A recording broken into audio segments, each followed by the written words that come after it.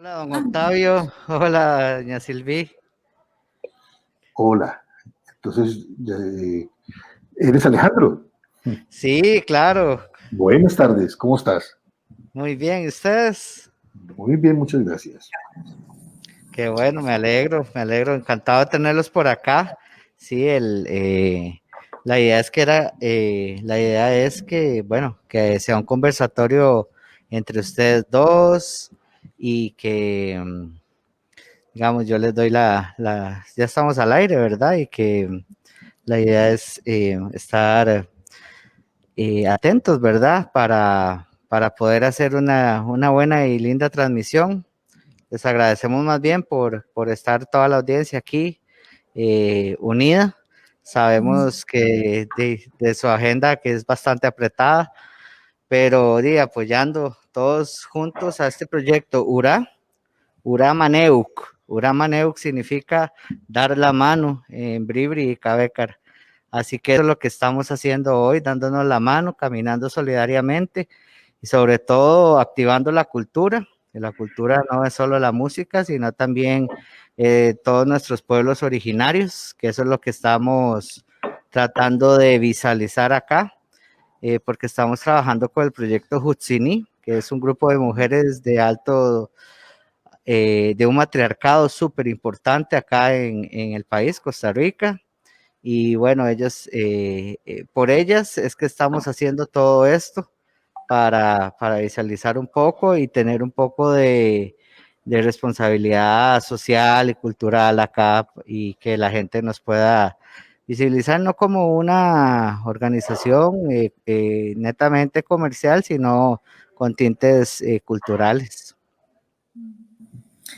Pues muchísimas gracias, Alejandro. Gracias por la invitación y en dos sentidos, por la iniciativa que tomaron, por ser parte de este esfuerzo de nuestros sectores creativos de hacerse presente y encontrar maneras de estar activos, de estar difundiendo y dándose a conocer más, sacando oportunidad de esta situación tan difícil que es la pandemia. Y luego por el placer de estar aquí con el maestro Octavio Arbeláez, que es realmente un maestro en el tema que nos pusieron ahí, que tiene que ver con los mercados y los esfuerzos de difusión de la música, de generación de espacios para las músicas nuestras, que todas las músicas de los países latinoamericanos, iberoamericanos, pues son alternativas al gran mainstream, ¿verdad? Y que necesitan estrategias particulares. Así que te agradezco el espacio y a Octavio el gusto de vernos, que hace rato no nos vemos. Sí, efectivamente, muchísimas gracias. Y es un honor compartir esta mesa con Silvi, porque para nosotros Costa Rica tiene el lujo de tener una ministra como Silvi. La última vez que la vi, cuando todavía no estábamos ni confinados, ni en pandemias, ni esto, fue en una invitación que le hacía a la Unión Europea como oradora central, justamente reflexionando sobre temas de la circulación de, de, la, de, las artes y la cultura por el mundo. Y la oradora central a nivel mundial era doña Silvi, en una conferencia magistral que nos iluminó a todos. Y por otra parte, pues en Latinoamérica la consideramos realmente una líder cultural muy importante desde hace muchos años, no solo desde la perspectiva gubernamental, sino desde la iniciativa privada. Ha estado presente en la creación y fundación de redes, en la articulación de formas de trabajar colectivas, no solo en Centroamérica, sino en toda Latinoamérica. Participamos de la fundación de una red para la industria de la música que tiene feliz suceso todavía. A Divi todavía la extrañan y están esperando cuando termine de cumplir su rol en el Estado que vuelva, porque era una de nuestras líderes más importantes, de manera que es un honor estar con ella y un placer estar en una propuesta como URA, que nos parece una propuesta sumamente interesante y que estamos acompañando desde la expectativa de nuestros mercados de tantos años de creados. Entonces, un poquito hago un panorama de cómo iniciamos estas labores, porque es interesante que tengamos un contexto. En el año 99, es decir, el siglo pasado, comenzamos a hacer esto que llamamos mercados culturales en Salvador, Bahía, Brasil, que creamos un mercado cultural latinoamericano. Brasil entonces apenas se asomaba al panorama de esa cercanía con Latinoamérica, porque hay una encuesta relativamente reciente en que le preguntan a los brasileños, ¿usted se siente latinoamericano? Y ellos responden, no, me siento brasileño.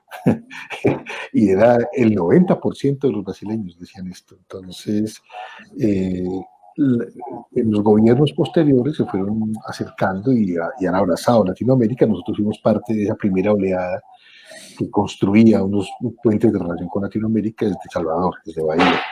Luego trabajamos con Puerto de las Américas en México y luego vinimos a trabajar en Colombia, nuestro país de origen, donde creamos el mercado de la música que se llama Circular, que tiene ya 11 ediciones y que fue creado al calor del Congreso Iberoamericano de Música, que se celebró en el marco de una cumbre de ministros de cultura de la Secretaría Ejecutiva Iberoamericana, SEGIF, que realmente dejó como herencia en Medellín, en Colombia, y para Latinoamérica, para Iberoamérica, para el espacio cultural común iberoamericano, un mercado denominado Circular, en el que cada año se dan citas programadores y toda la cadena de valor de la música para poner en circulación estas propuestas musicales. Como parte de todas estas actividades y sobre todo desde la perspectiva de esa Asociación para el Desarrollo de la Música y de otra red de gente de teatro, festivales de artes escénicas que trabajamos en los dos sentidos, en las artes escénicas y en la música. Trabajamos en el Festival Internacional de las Artes en dos sentidos.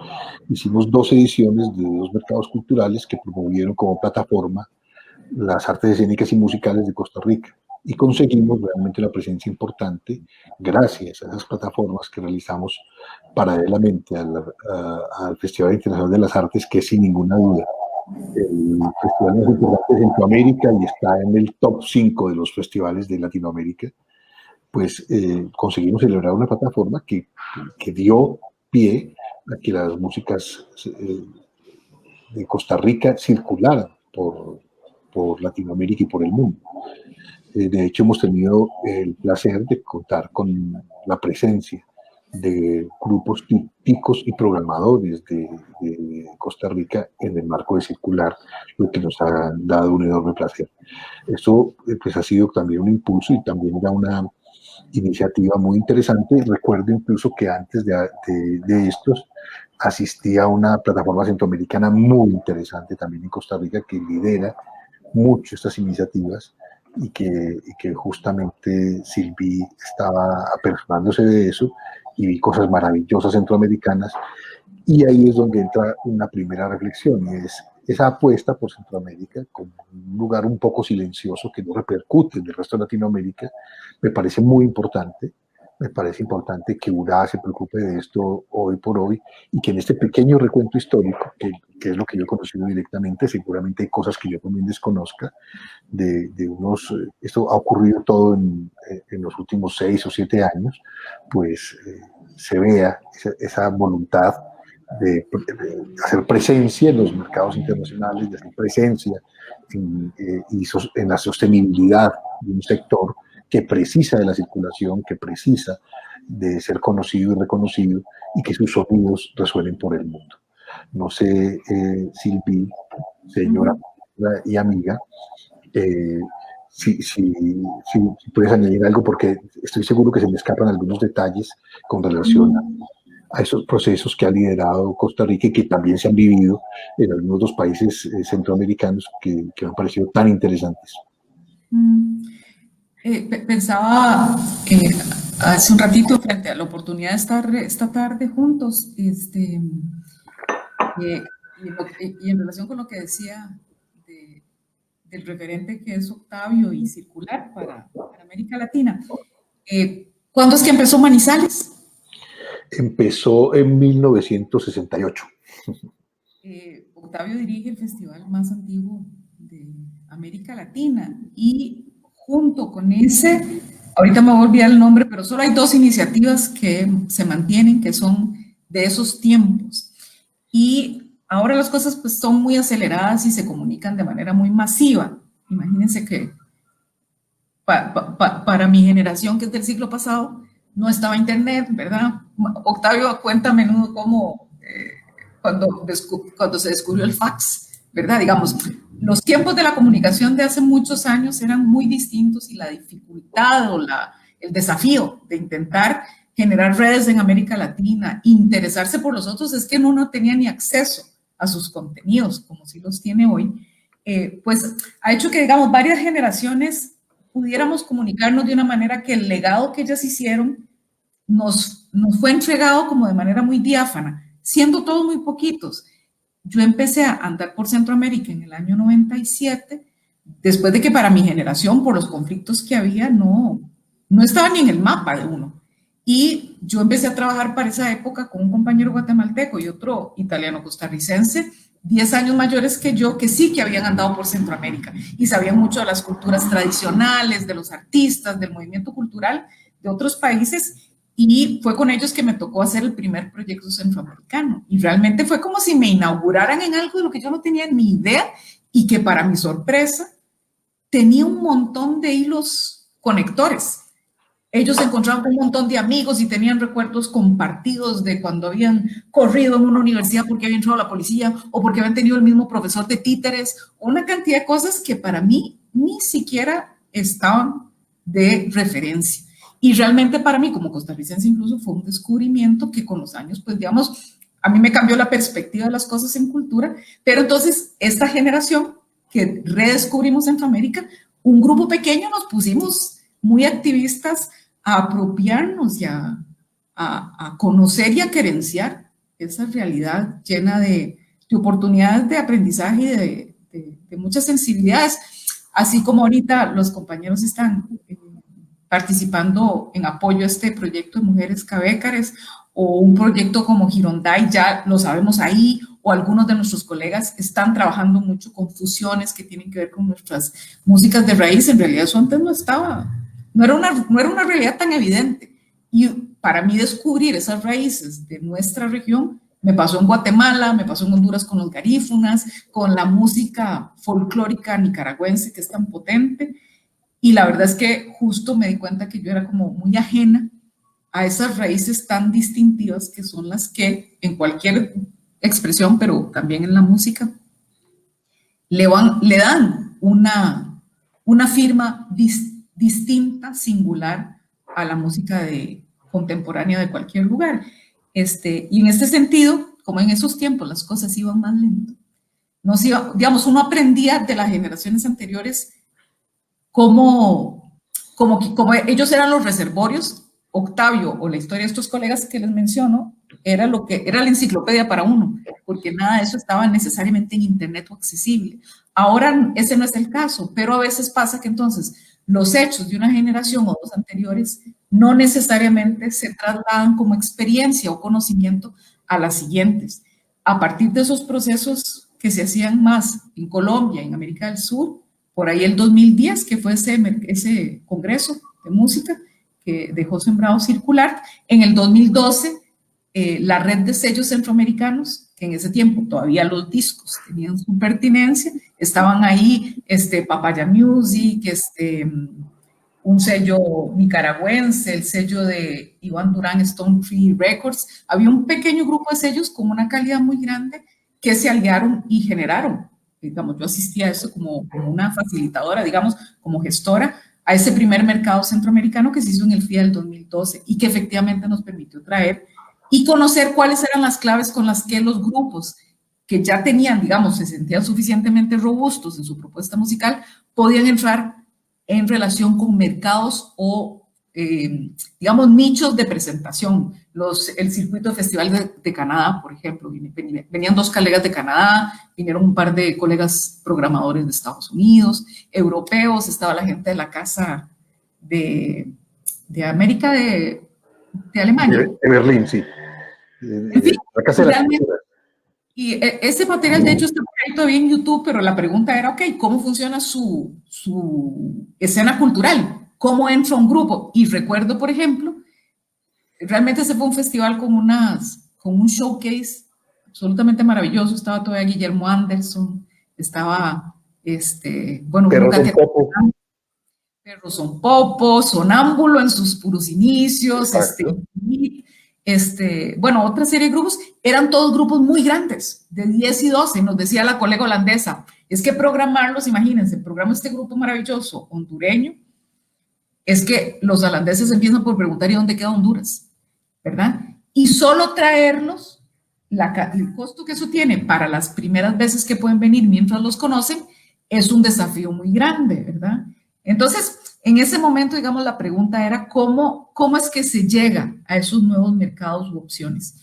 Y ahí, pues justamente con compañeros como Octavio y los que ya venían haciendo este esfuerzo desde Argentina, quién más estaba más activo en esa época, que estaban haciendo esta promoción de la música, pues digamos que vinieron un poquito a contarnos qué cosas tenían que pensar los grupos para poder hacer esa mediación a mercados y a nuevos circuitos de programación.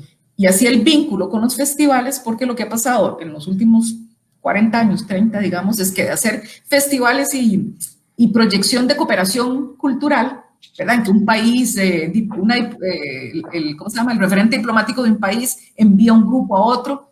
Realmente lo que ha pasado es que se han cualificado y profesionalizado los sectores y ahora lo que hay son mercados. Entonces tenemos que generar un montón de aprendizajes que tienen que ver con cómo gestionarnos para entrar a esos mercados. Ya no solo bien hacer la música, ya no solo bien comunicarnos en las redes, ya no solo bien producir nuestros contenidos, sino también bien gestionar la mediación, la representación, la negociación propiamente de colocar nuestros productos y bienes en determinados espacios. Para nosotros, lo más importante y lo más significativo, y creo que también esta iniciativa URA nos pone un poco en ese contexto, es el que aparecemos en un momento muy cambiante de la industria. Y eso es una referencia que es muy clave porque, como bien decía Silvi, una cosa es hace 10 años, cuando todavía estaba bollante la industria discográfica, cuando todavía la referencia era el modelo de negocios tradicional de la industria, y otro de 7 años hacia acá, después de la famosa crisis que deviene en las nuevas plataformas de streaming y las nuevas formas de desarrollo. Entonces, para nosotros también era muy sorprendente encontrar en la clave de la diversidad cultural, en la clave de la diversidad creativa, en la clave de que Centroamérica no era un país, sino varios países con matices. Aunque haya una unidad centroamericana, aunque haya un planteamiento general y generoso de integración, de todas maneras las sutilezas y el que cada país tenga una identidad y una forma de ver el mundo y una diversidad rica y maravillosa que se refleja en su expresión musical, en sus expresiones culturales, para nosotros era muy importante conocerla y sorprendernos, dejarnos sorprender por ella.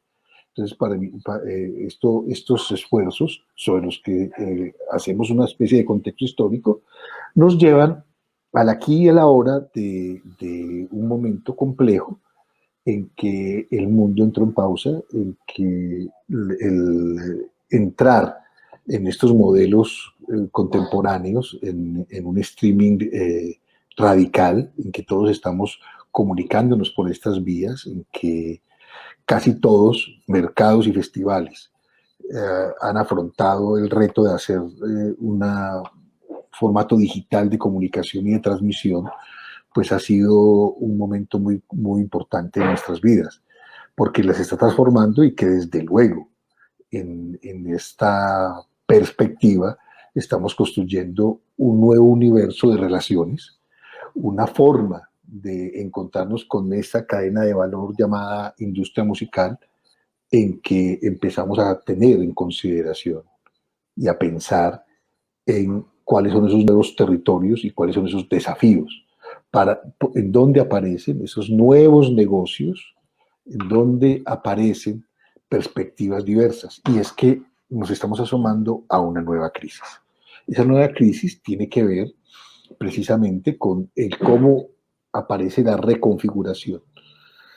Si hacemos un análisis, el problema más complejo está no solo que el modelo se reconfigura, sino en cómo llega directamente los recursos, la monetización a los artistas, el eslabón más débil de la cadena, que debería ser el fuerte, en tanto es la dimensión creativa, y resulta que nuestro análisis después de la edición circular de este año es que son los últimos de la fila. En las entrevistas que hicimos, en los análisis, en las discusiones, la queja recurrente era que las grandes plataformas están monetizando, pero ni siquiera ellas están ganando. Entonces, ¿quién se está quedando con los recursos de las transmisiones? ¿Quién se está quedando con el dinero que todos invertimos? Y sobre todo porque hay un doble rasero. En nuestro caso, nosotros provenimos del mundo de la cultura, no exactamente del mundo de la industria, y promovemos la escena. Por lo tanto, estamos haciéndolo altruistamente. Hay otros que lo hacen desde la perspectiva industrial, válida, legítima, que es generar negocios. Nosotros estamos generando nuestra dimensión intelectual es hacia la sostenibilidad, ellos hacia la ganancia. Pero al final empezamos a ver que los que se están lucrando son, sin ninguna duda, los grandes monopolios comunicativos, es decir, las plataformas tipo Claro, tipo Movistar, etcétera, que son los que transmiten los datos. Hipotéticamente, las plataformas tipo Spotify, Deezer, etcétera, que aparentemente monetizan y le pasan centavos a los artistas.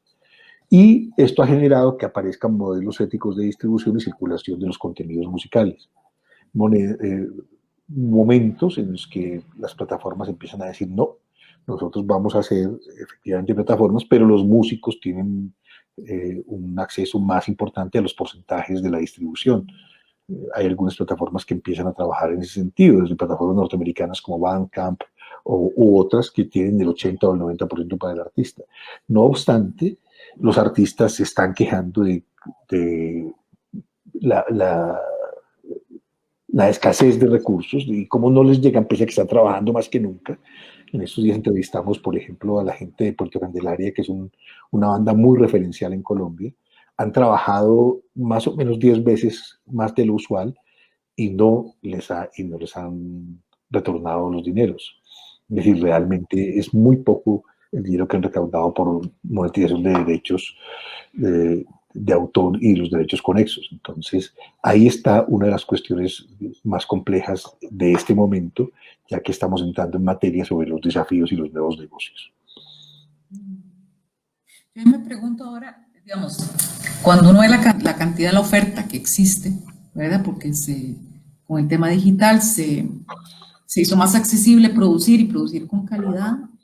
El número de horas para disfrutar de la música no se amplió, ¿verdad? Por persona. Y en realidad la oferta es absolutamente abrumadora. Yo recordaba el otro día los vinilos de mi pubertad, ¿verdad? La colección de discos de mi casa no era tan grande. Y hay discos que son de mi adolescencia, como oí 1500 veces, ¿verdad? El repertorio con el que uno hacía su vida con la música era mucho más acotado. Hoy no habría cómo oír las ¿cómo se llama? Playlists de los colegas que le mandan a uno cosas hermosísimas para escuchar ¿verdad? Y este zapping que produce TikTok, que en realidad se oye franjitas de 15 segundos, ¿verdad? Hay una cosa, amén digamos, del modelo de negocio, es cuánto se ha multiplicado la oferta y cuánto, entonces, cuál es el equilibrio entre la posibilidad de escucha, digamos, amén de las distorsiones que hace la mediación, que es la plataforma y cómo se organiza ahí la oferta y la demanda, es que realmente la oferta es enorme y a uno no llega a la casa. Lo que decía antes, no se puede oír música centroamericana, ahora puedo oír música centroamericana, música de cualquier rincón del mundo. Hay un gran desafío, me parece, como en esta nueva condición de exuberancia, de cantidad, ¿verdad? O puede ser también, como digo yo, soy del siglo pasado, hay cosas que me abruman, que parece que a las generaciones nuevas les parece como digerible moverse entre tantísima información, pero objetivamente cómo potencia uno cuál tipo de consumo. Y ahí Me parece que una parte importante es que en realidad no solo se trata de producir música, sino comunidades, digamos, de, entre de sociabilidad y de consumo y de vocación por cierto tipo de músicas, ¿verdad? Que no, que lo que tienen que crear ahora los grupos, no, además de su oferta musical, es ese grupo de referencia que los va a ir acompañando, que hay una construcción ahí que ahorita es distinta como era hace unos años. ¿Qué opina usted, maestro? Claro, es que ahí está un problema muy interesante, y la relación con las audiencias. Es decir, antes, ¿cómo se relacionaban los músicos con las audiencias? Entonces tenía un modelo que era, nosotros nos presentamos, el público oye, y luego, cuando apareció todo el modelo de transformación, entonces empezaban a tratar de generar el tema de los fans. Entonces eran las plataformas, entonces en el Facebook, en el Instagram, etcétera, generando fans, y luego cómo monetizamos esa relación con los fans, con el mercadeo, etcétera. ¿Qué pasa hoy? Y ahí viene un asomo muy importante de revisión necesaria hacia el momento que vivimos. Una banda de cualquier país nuestro, llámese cualquiera del país, Costa Rica, Colombia, Nicaragua o Panamá, una banda local tiene en este momento una competencia brutal que es el mundo. Entonces, claro, tú tienes en la oferta a la banda la banda del negrito aquel, como decían en Medellín, una banda maravillosa que había de salsa.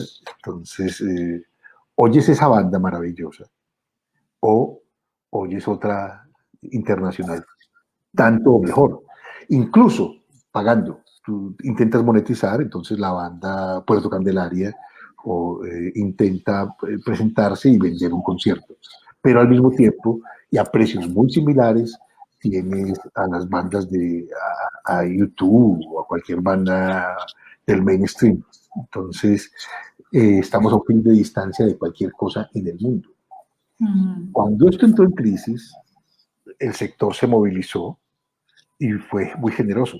Puso a disposición de toda la humanidad un arsenal de contenidos en el teatro, en la música, en la danza, y en general era gratuito. El mundo estaba en pausa, la gente del deporte no estaba compitiendo, por lo tanto no había alternativa en el marketing del ocio, ni habían otras posibilidades de acceder a contenidos distintos de repetir películas viejas en las plataformas de streaming normales tipo DirecTV o Netflix, etc. Entonces nos convertimos en la alternativa y el sector fue extremadamente generoso, puso al servicio de todo el mundo, desde el grupo más humilde de cualquier país nuestro hasta el más encopetado, el Teatro Nacional de Londres o la Villette o los teatros franceses, todos pusieron todos estos contenidos a disposición de la gente. Y ahora que estamos todos intentando monetizar y generar sostenibilidad para el sector, estamos viendo que la gente no está respondiendo. O si está respondiendo, prefiere pagar por unos contenidos glamurosos o por unos contenidos, pues claro, más sofisticados que por los contenidos del día a día que hipotéticamente lo tienen ya visto. Entonces ahí es donde aparece esa nueva relación dentro de esta especulación importante, cómo establecer una nueva relación con las audiencias, cómo generar comunidades, cómo trascender a que simplemente nos están oyendo y qué bien que nos oigan, y qué bien que tengan una camiseta nuestra o cosas parecidas, sino cómo vamos a establecer esa relación y cómo vamos a generar una comunidad que teja una nueva forma de cruce de miradas y de relaciones, de artista no a un oyente pasivo, sino a una audiencia dinámica que está esperando interrelacionarse de otra manera. Entonces, este mundo cambiante que estamos viviendo y que seguramente nos obligará a convivir con esa transformación digital en los próximos años, tiene muchos puntos de inflexión. Cómo interviene la realidad digital, desde cómo interviene la virtualidad, todo este tema de 3D, virtualidad, etcétera, etcétera. lo nuevísimo, que antes solo se usaba para impresionarnos en los conciertos por los que pagábamos cifras escandalosas, los conciertos de Madonna o de los grandes estrellas, hacían unas cosas impresionantes. Ahora todos los podemos hacer con un aparatico en nuestras casas. Entonces, un pequeño computador, etcétera. Entonces, ¿qué va a pasar? Esa es la gran pregunta. ¿Cuáles son esos nuevos desafíos? ¿Cuáles son esos nuevos territorios? Y sobre todo, para mí es muy importante pensar en ese eslabón de la cadena denominada audiencia. Alejandro, tal vez si nos ayudas un poquito a identificar que todo esto que nos estamos contando tiene más sentido Ay, para sí. quienes están oyéndonos, para vos o para esta actividad, porque esos desafíos, fíjense, es para toda música, creo yo, local, urbana, digamos, que tiene al menos un espacio de consumo. Estaba pensando en si uno pensamos en toda nuestra diversidad y ya las músicas más de raíz, puntuales, de comunidades muy pequeñas, como pueden ser las indígenas, es todavía un desafío mayor, ¿verdad? Que también uno dice, ¿para qué quiero compartir la música y qué es lo que quiero sostener de ella? No es lo mismo lo que piensa una mamá que le canta a su bebé para aconar que, pues, quien quiere ganarse un Grammy, ¿verdad? Las prácticas musicales además son enormemente diversas y tienen sentido en el espíritu de la gente para muy diversas cosas. Don Alejandro, ubíquenos un poquito. Sí, no, totalmente. Les he seguido la conversación al máximo. También soy del siglo pasado, soy modelo 78, así que también he vivido momentos de cambio, ¿verdad? El fax, el cassette, el CD, el vinilo, todos estos cambios los he visto y he visto cómo han ido cambiando las audiencias exponencialmente. Ahora vivimos en una cultura bastante diversa, donde tenemos mucho consumo a nivel digital, pero nunca va a reemplazar este consumo digital al consumo que nosotros teníamos más orgánico cuando estábamos en un teatro, en una plaza o algo así. Creo que es importante aquí destacar varias cosas. ¿Cuáles son los desafíos? Los desafíos es tal vez, ¿verdad?, demostrar a las personas que tienen el talento y la capacidad de poder fortalecer sus capacidades y habilidades a nivel artísticos, pero también a nivel empresariales. Así que creo, y es muy importante, oportuno que los mencione, porque digamos, un grupo tiene una marca puede ofrecer no solamente la música, sino que también su imagen, que la gente se identifique con aquel grupo o con esas chicas o así, de una manera distinta. Creo que el diseño de marca, por poner un ejemplo, Iron Maiden o el mismo Metallica o algo así, ellos han adquirido un compromiso realmente con sus fans, no solamente a nivel musical, sino a nivel de imagen. Esa imagen es súper importante de rescatar. Por ejemplo, Iron Maiden tienen sus camisetas, tienen sus calcamonías, tienen su propia cerveza, tiene su propio avión. Bruce Dickinson es piloto de avión. Entonces, todo eso va fortaleciendo la agrupación, la marca como sí. Parte del desafío que nosotros como URA nos hemos comprometido en estos 2 días es darle estos espacios a la audiencia para que empiecen a investigar un poco, no solamente la parte cultural, sino también la parte un poco comercial de la actividad que cada uno de los grupos manejan. Por ejemplo, ahora conversaba con Gabriel García, gran amigo de Páramo Presenta, que tienen allá en Colombia el Festival Estéreo Picnic, Y él me contaba que tal vez la afinidad de ellos al rock no era como tan fuerte, pero sí hay afinidad con los grupos locales, pero no es como tan fuerte. Entonces, ¿qué decidieron? Hace dos años para atrás tuvieron la participación de Totola Momposina, una joya caribeña, una joya realmente colombiana, y el año pasado tuvieron al grupo Nietzsche. Entonces vemos la importancia también de lo que nuestros padres nos han enseñado a cómo poder disfrutar de una manera, ¿cierto? Entonces creo que aquí lo que estamos combinando son dos cosas, como la parte mainstream y la parte cultural. He estado viajando mucho a Colombia y me he dado cuenta de la diversidad que se vive en ese bello país, de tener un festival como Stereo Picnic o tener una feria tan importante a nivel iberoamericano, latinoamericano, como es Circular. El año pasado estuve allá celebrando con ustedes, don Octavio, el 10º aniversario. Me inspiró mucho ver a tanta gente, tantos jóvenes, pero oiga, hasta que se me pone la piel de gallina porque realmente yo veo que hay deseo, hay gente que se apasiona y se va, y yo veía los 100 pupitres que tenían personas desde Corea del Sur, que por cierto acá vamos a tener invitados a Sung Shung Lee, nuestros amigos allá de Seoul Music Week. Ellos estaban allá y muchos amigos que había conocido como Javier de la Isla Canaria y, y, y yo veo eso, ¿verdad? También lo viví en Col 4.0.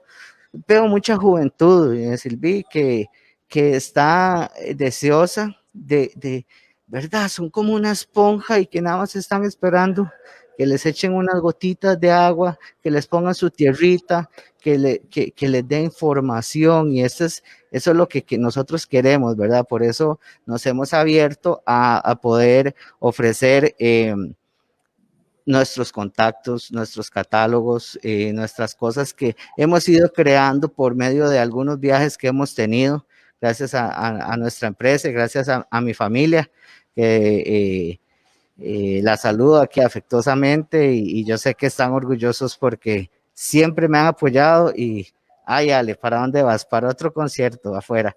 Sí, es que quiero ir a ver cómo, ¿verdad? Entonces, ¿y para qué? No, es que yo quiero traer muchas cosas acá. Yo siento que este es el inicio de una nueva etapa. Don Octavio, yo vi con mucho asombro, me hablaban de circular, pero tenía que vivirlo. Todo el mundo reventando aquella piñata y aquel queque y todo, 10 años celebrando todo esa, fue demasiado bello. Entonces, yo creo que este es un momento, ¿verdad? Donde nosotros como jóvenes, ¿verdad? Vamos a hacer un cambio totalmente, ¿verdad? Lo que hemos vivido de ir de lo análogo a lo digital, pero donde impera lo orgánico totalmente, donde realmente vos ocupás ver y escuchar y deslumbrarse con los escenarios, con la iluminación, qué hay detrás de bambalinas, qué hay toda esa preparación. Por eso también en este espacio de Durá y estamos trayendo, bueno, personas tan importantes como ustedes a nivel internacional, pero también y tenemos, imagínense, al sonidista de Maluma, por ejemplo, que es gran amigo, Lucas Pinzón, o que tenemos a Andrés Mayo, que grabó a Spinetta, que grabó a Sosa, que grabó a grandes artistas americanos como Soda Stereo. Entonces, ¿qué queremos poner aquí? Al alcance, información, contacto, que la gente realmente se interese, como lo que uno vive en EXIP, por ejemplo, con Adriana Pedreda, ya una organización pero exquisita, ¿verdad? De mucha gente que está deseosa. ¿Qué es lo que pasa en Centroamérica? ¿Qué es lo que pasa en el Caribe? cuál es esa combinación tan rica de ritmos y músicas que tenemos Caribe, que tenemos Pacífico, que tenemos Sierra, que tenemos un proyecto Girondai, que, bueno, entonces, esto es parte de los desafíos, ¿verdad? Crear esos puentes entre lo moderno, los cambios que están conversando ustedes y lo que realmente nos permite seguir adelante, ¿verdad? Que es la motivación de la música y de poner a la disposición de las personas realmente lo que ellos quieren y necesitan, ¿verdad? Necesitan de nuestro apoyo totalmente. Así que, bueno, no, estamos súper complacidos, ¿verdad? De escuchar, ¿verdad? Cuáles los nuevos retos, los nuevos desafíos de Circular en la 11ª edición, que la estuvimos apoyando desde nuestra radio digital, que gracias a esta nueva era pudimos tener una radio digital porque, ¿verdad? Ya las frecuencias acá en nuestro país, Costa Rica, ya no dan. Entonces ya por dicha tenemos una opción y tener esa posibilidad de transmitir. Nosotros estuvimos de voceros con Circular y lo que quisimos fue eso, ¿verdad? Y lo que queremos y lo que vamos a seguir insistiendo es hay maneras, hay plataformas, hay opciones, hay cosas como para que ustedes, ¿verdad? Los músicos, por medio de las autoridades de cultura y personas tan preparadas como usted, don Octavio, nos pueden traer. Entonces, más bien, yo les agradezco, ¿verdad? Por esto y les invito a dar una conclusión acerca de cuáles retos vienen ahora en el 2021, viendo haber pasado todo esto que hemos pasado, si nos hacen el favor de darnos una conclusión, a ver qué viene en el 2021, qué podemos esperar de Circular o de usted, doña Silvi. Muchas gracias. A vos, Alejandro.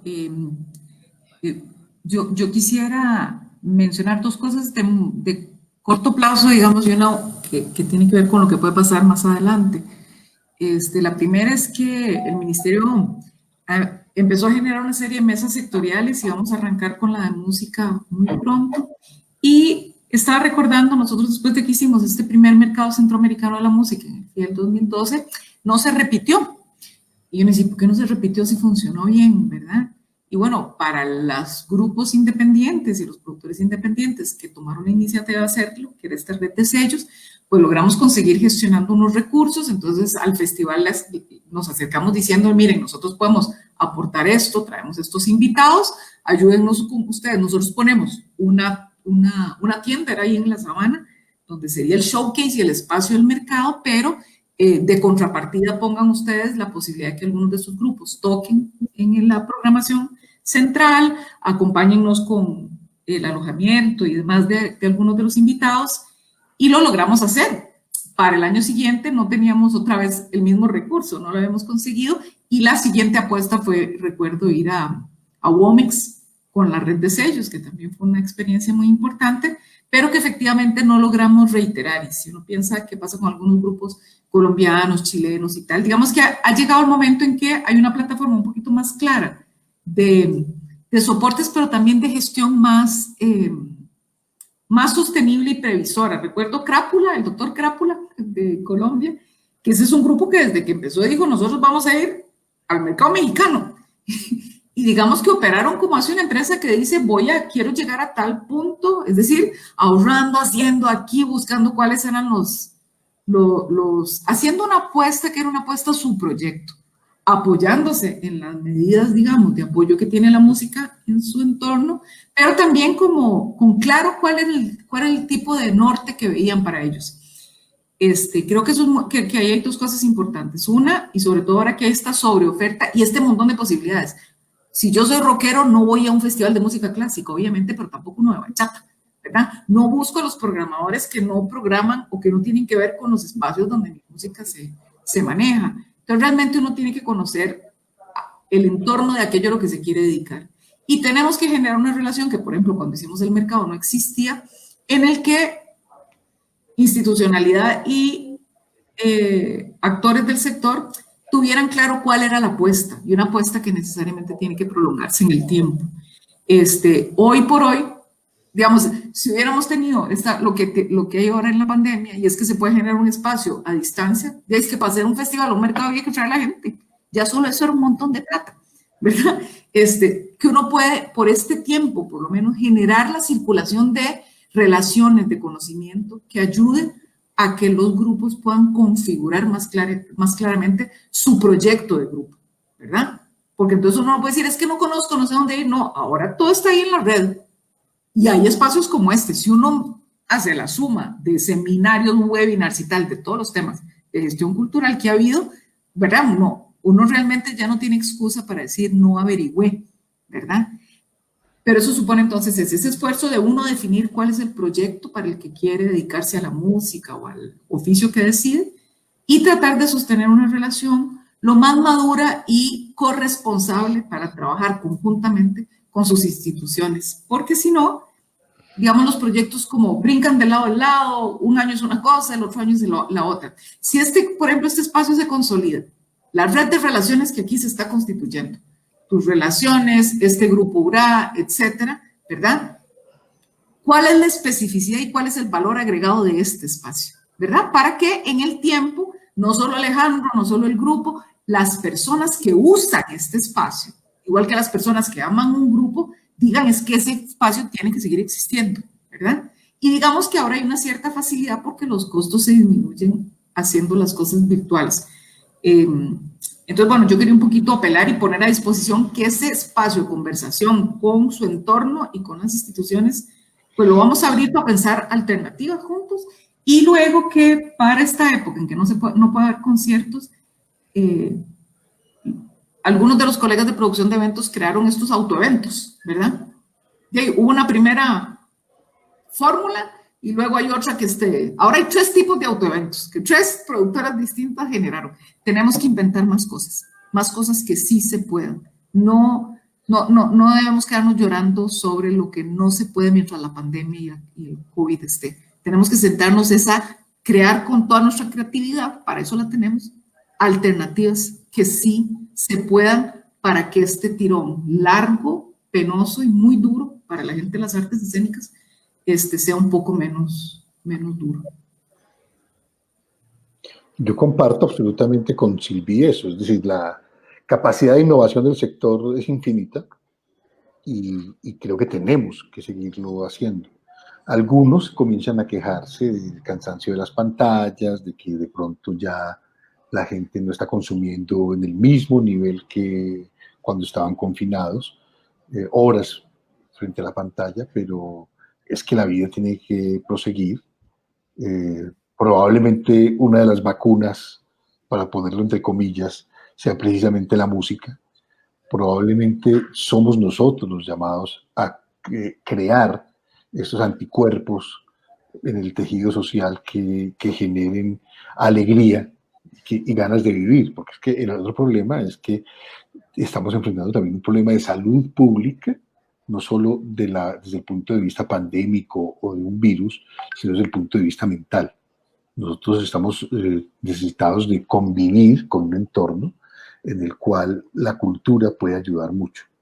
Entonces, para aterrizar un poquito en esa conclusión, en la propuesta que nos hacían de diálogo, la experiencia de circular de este año, después de aquella celebración de los 10 años en la que tuvimos el placer de tener a Alejandro y también a Silvi, compartiendo aquella fiesta que la convertimos en una especie de fiesta infantil con la alegría de los niños, pues nos cae esto que nos cayó y nosotros hicimos una apuesta muy fuerte y todos lo que nosotros hacemos en Colombia y en Latinoamérica se fue hacia el mundo de lo digital. Pero nuestra apuesta fue por generar comunidad, no únicamente emitir mensajes, no únicamente emitir conciertos, sino hacer cosas, como bien cita Silvi, imaginativas. Nosotros, por ejemplo, hacíamos fiestas. Entonces, fiestas en Zoom, en que cada uno tomaba su traguito y bailaba frente a las cámaras y se sentía bailando con el otro. Y todo el mundo se decía cosas y se coqueteaba, se piropeaba, muchas bromas, mucho buen humor. Un grupo de DJs que se llama La Recontra de Bogotá, con una música estupenda, entonces todo el mundo tenía ahí una buena onda y una simpatía y una cosa de intercambio interesante. Cuando hicimos, por ejemplo, algunas conferencias en Circular o en el Festival de Teatro de Manizales, hacíamos por la mañana las conferencias teóricas y hacíamos que la gente tuviera un café en la mano.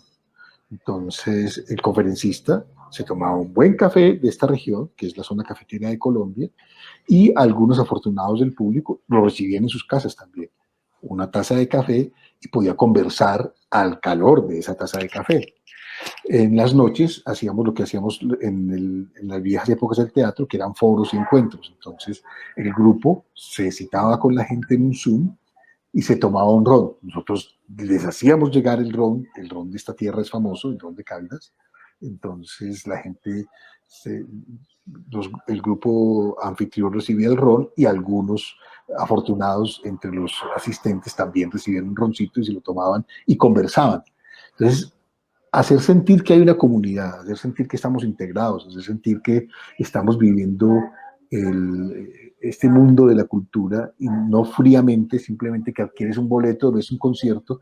¿En qué puede diferenciarse eso, por ejemplo, de que tú veas las viejas músicas de ese mismo cantante o esa misma banda por YouTube o por Spotify o cualquier plataforma? ¿Cómo diferenciar ese relacionamiento? Entonces, el establecimiento de comunidades, el establecimiento de una relación más fluida, la perspectiva del encuentro, la perspectiva de pensar que no son únicamente las pantallas las que nos relacionan, sino que realmente lo que estamos extrañando es tener nuestros pantalones sucios de brincar en un espacio abierto de conciertos, y uno saltando y abrazándose con los demás, y ver que estamos sucios de lodo y fango, pero felices, pues es como lo que todos quisiéramos. O volver a la oscuridad de una sala en que uno comparte la respiración con los otros. Una respiración que hace que estemos más cerca de ese actor, de la respiración del actor o de esa forma de interpretar del músico. Entonces, eso es lo que extrañamos, eso es lo que queremos que vuelva a ocurrir. Y lo que ocurrió este año, cuando planteamos nuestras posibilidades y perspectivas de negocios, pues la establecimos en dos líneas. Una, que fuera hacia los negocios del mundo digital, es decir, presentaciones online, etcétera. Muchos festivales, muchos encuentros, algunos venues están contratando. Conozco varios casos de gente que está haciendo venues digitales y, de hecho, haciendo simulaciones importantes en 3D, etcétera, modelaciones. Y esto en todas las artes, especialmente en las artes de la representación, las artes escénicas y musicales. Entonces, la otra línea era como un mercado de futuros, de commodities, es decir, esperando que en verano hayan festivales en Europa, esperando que el año entrante, a partir de septiembre, en Latinoamérica ya se puedan programar festivales en vivo. Entonces, se hacen negocios condicionados. Tuvimos, obviamente, una merma muy importante.